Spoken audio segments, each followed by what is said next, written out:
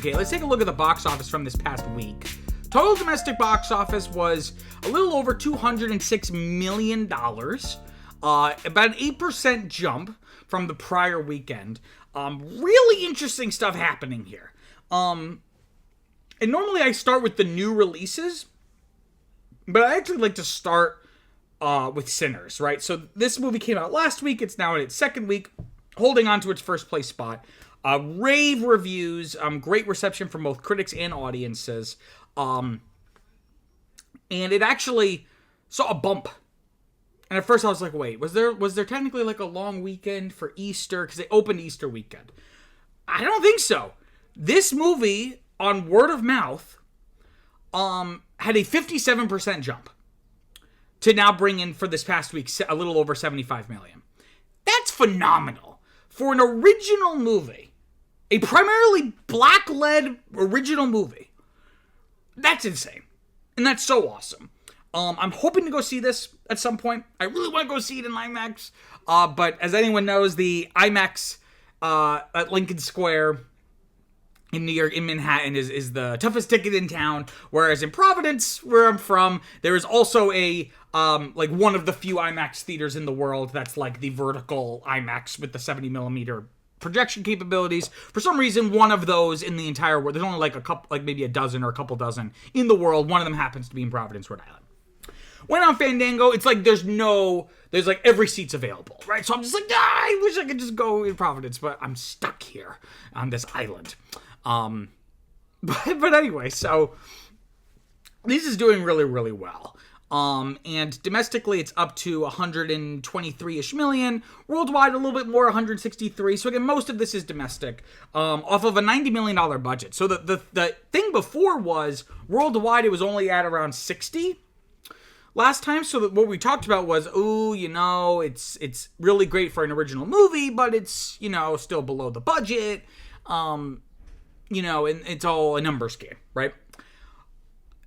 But now in week 2, it's already crossed that 90 million threshold, and it's very close to crossing that doubling the budget, which is what you want, because the budget doesn't usually account for things like marketing and advertising and theater split and everything. So for the studio to break even, you ideally want to double the budget roughly, right? So yeah, it's at around 80%, 81% return.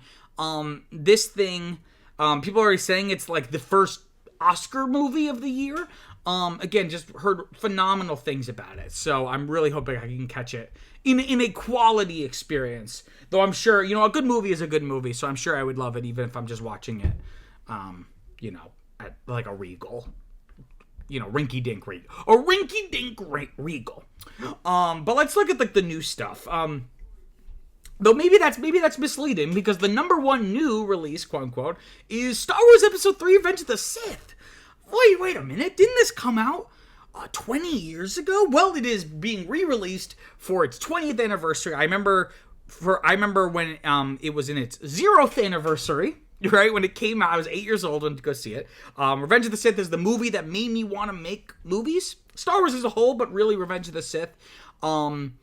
This tomato meter and popcorn meter is just reflective of the movie at large. So I was surprised to see the popcorn meter so low. I thought audiences in general really loved it, but so maybe the popcorn meter is skewed more towards older moviegoers. Older meaning like more Gen X. Because my generation loves this movie.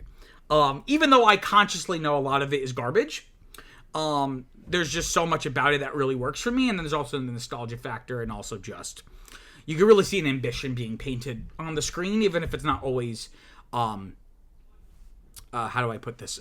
Best capitalized on, right?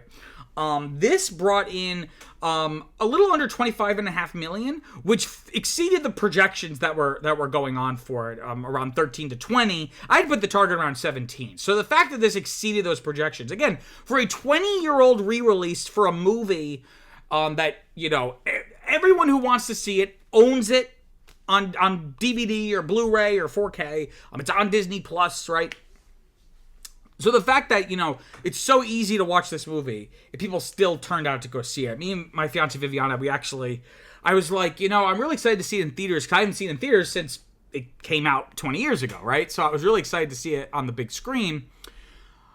But I was like, let's shake things up. So so we went to go see the 4DX version. And if you don't know what 4DX is, it's kind of a misnomer, because it's typically when you hear 4D in terms of entertainment, you think 3D plus something, right? So 3D plus smells or sound or effects or some other thing, right? 4DX has the latter stuff, but not the former. No 3D. At least the 4DX theater I went to go to. But it's almost like Disney World, where your seats, it's programmed. There's like less seats in the theater because they need all this room for this extra machinery, and the seats kind of bounce around. Definitely an interesting experience. I've never gone. I've known about it, but I've never gone to see a 4DX movie. But I figured, you know what? For my favorite movie of all time, let's do this in this different way. And parts of it were really cool in 4DX, but on the whole, at least the way this 4DX screen was programmed, it was just really, it got old really quickly. Like, it was best, like, less was more. Most of the time, it was just kind of, like, jerking me around. It had almost little to nothing to do with what was on screen. Obviously, like, it was jostling when something jostling was happening, like they're in a space battle or something. But it didn't feel like a roller coaster where it's like, if the thing goes like this, you move like this. But anyway, so again, people really turned out for this. I don't know if it's continuing into this next weekend. Though, if it's possible, Disney might decide, like, let's keep it in theaters a little bit longer, right? And again, this is all just, like, extra, icing on the cake for this film, which is already, over its 20 years, has made almost $900 million at the box office. So this is by no means really crucial to the box office story of this film, but it definitely speaks to our moment in current moviegoing, that people will turn out to go to the movies if you give them an experience worth the theatrical experience, right? Also opening this week at number 4, we have The Accountant 2. This is the sequel to The Accountant 1, also just known as The Accountant, no number. This is a series now. I guess technically it's a series. Now there's a second one about, I think it's like an autistic accountant who also, fights crime. I've never really understood what it's really. It's like an action thriller. It's the Wikipedia says it's a follows an autistic certified public accountant who makes his living sanitizing fraudulent financial accounting records of criminal and terrorist organizations around the world that are experiencing internal embezzlement. Interesting. So now they've made a sequel, which critics actually thought was fine. Audiences seemed to like quite a bit. It made about $24.5 million, which fell within the projections, but on the lower end of things, it was projected to make around 18 to 35, and I put the target around 27. So kind of fell a little bit below what we were expecting. Worldwide, it's made almost $40 million, but again, it was made for like $80 million. So now, unlike Sinners, which had a similar kind of situation, actually Sinners was in a better situation because it, I think, had made about 2/3 of the budget. It was at 60, but it was made for 90, whereas this is more like half of the budget. Unlike Sinners, I don't think this is going to have incredible word of mouth, and people are like, this is such an amazing theatrical experience. So it remains to be seen, how it's going to do in the next couple of weeks. Also opening, we have at number 6, Until Dawn. This is a cinematic adaptation of a PlayStation. Was it only PlayStation? I just know it was on PlayStation, but I don't know if it was an exclusive now that I'm saying it. Based off of a video game. And I talked about this last week, but it just seems so weird that they're making this movie. And it's not weird in the sense that business-wise it makes sense because it's a brand. And it's capitalizing on the brand. But video games in general, but particularly something like Until Dawn. Until Dawn is within the genre of interactive movie, right, is what I would call it, right? Interactive drama is what Wikipedia calls it, where essentially it's almost like you're watching a movie, but then there'll be like little moments where you can make a decision or interact, and it'll impact what happens in the story. Like, sure, it's basically riffing on, like classic 80s horror movies. I guess the premise is you have to survive until dawn. But again, there's so much variability in the story based off of your decisions in your playthrough. So that it encourages repeat playthroughs. So when you make a movie, you're just locking it in. So a game that is commenting or satirizing a trite film genre and brings novelty to it through the fact it's in the interactive medium, when you then adapt it into film, it's just a tired genre, right? There's nothing about what made Until Dawn interesting, which I haven't played it, admittedly, but from my understanding, you lose it by solidifying the storyline. And it seems like I was correct in feeling like that was going to hurt it. Because critics did not like this movie and audiences were fine on it. But as I've talked about, people, when reviewing movies or something like on Popcorn Meter, or if they get asked when they're coming out of the movie what they thought of it, there was going to be way more complimentary to it, because either consciously or more likely even subconsciously, people don't want to believe that they just wasted $20 in 2 hours of their time, right? So they're always going to be way more generous and way more forgiving, at least on those initial responses. So the fact that the popcorn meter is at 69%, that means it's dog shit, right, for audiences, right? Because again, they're going to be way more forgiving of a lot of stuff. In terms of the actual money brought in, it made just a smidge over $8 million, which was actually my exact target. So at least it met that kind of benchmark. And it's on its way to profitability. It only cost $50 million. So that's one of the benefits of making a, generic horror film, is that there's a reason why so many are made. It's because they're cheap, right? That's why they're so frequent and it's so lucrative, because the ceiling is low, but so is the floor, right? You're not going to make $300 million with a horror movie, but you're not going to necessarily make $1 million. Like, there's almost like a baked-in amount of money that you can expect to make. So it's made about a little over 18 million worldwide. So, I don't know how it's going to hold, especially since the reception has been so bad, but if it can kind of hold, it could get up to 30 million. That's not preposterous. But I wouldn't say it's likely, but I wouldn't say it's unlikely either.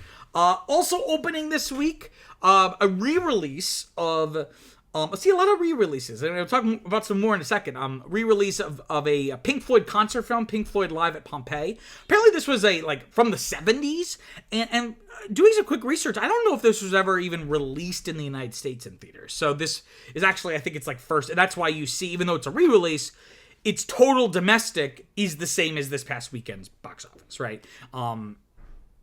And so, very small, but again, this trend of re-releases, we also have Pride and Prejudice. So this was a weird situation in terms of what frame we're in, because it actually, this re-release of the 2005 Keira Knightley Pride and Prejudice opened on Easter Sunday, of all days, right? So it's open last weekend, technically, but it was only for the one day of that weekend. So I'm classifying this as its second week. Second frame, if you will. But again, this is a very beloved film. It's actually admittedly one of those films I've never seen, but I've heard really great things about, and it's kind of one of those white whales of mine that I want to try to watch. So again, like with Revenge of the Sith, it's the amount of money made, which was much less than Revenge of the Sith here, right? We're only talking less than $3 million for the week.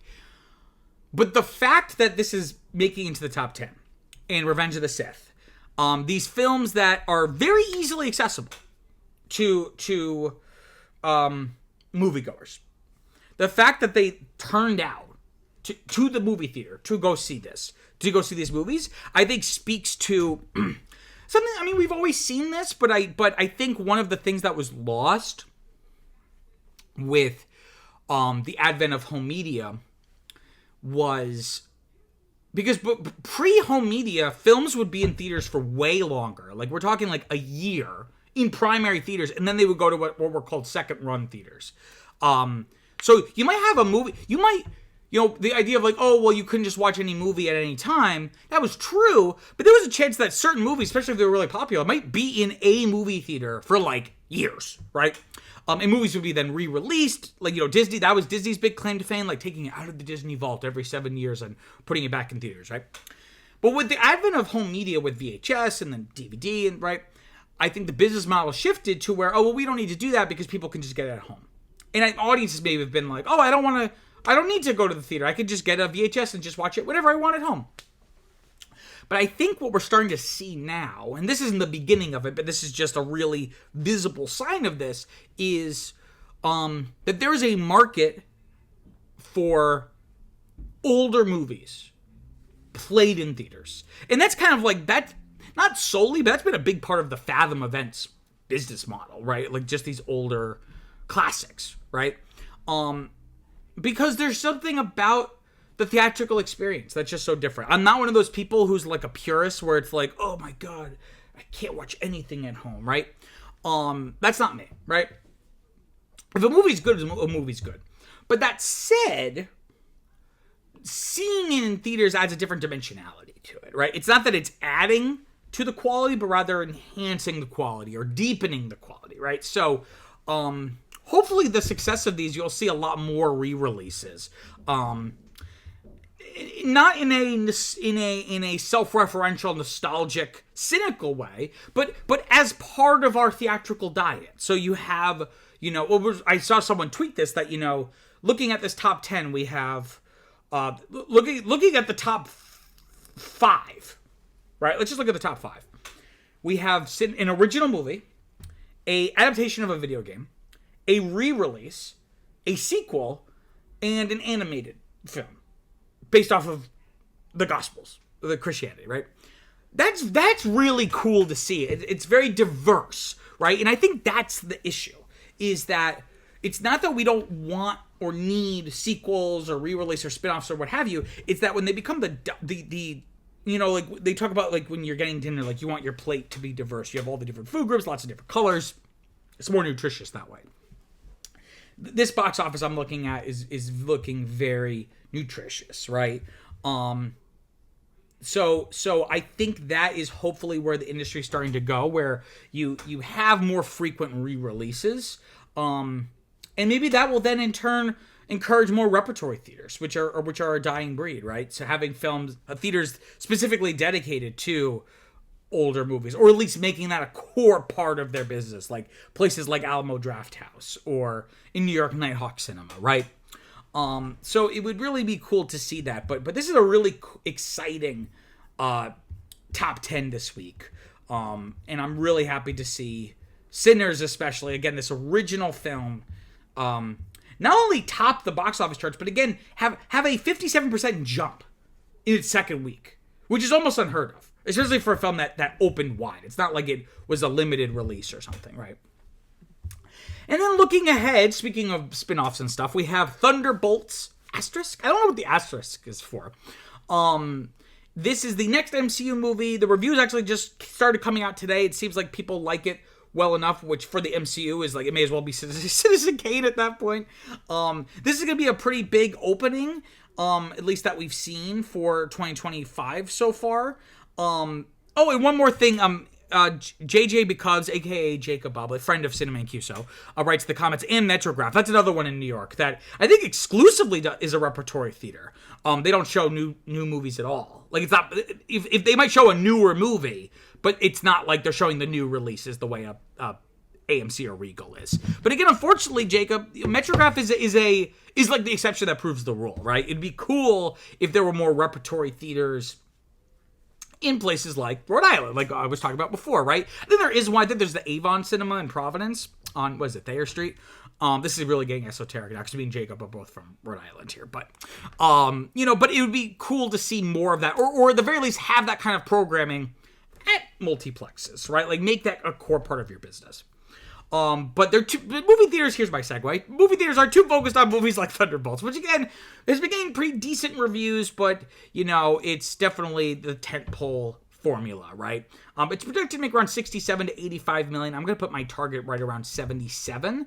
I'm always hoping movies are better than I think they're going to be. I never go into a movie going, I hope this is bad, right? Because again, I don't want to waste my time, right? So I'm hoping that this and then Fantastic Four really kind of bring new life for the Marvel Cinematic Universe. Wow, what an interesting story. I'm sure you have some thoughts about the topic, so comment below, let me know what you think. Also, don't forget to like and subscribe. It really, really helps people find the channel It makes me feel all warm inside. Until next time, I'm Peter Mancuso.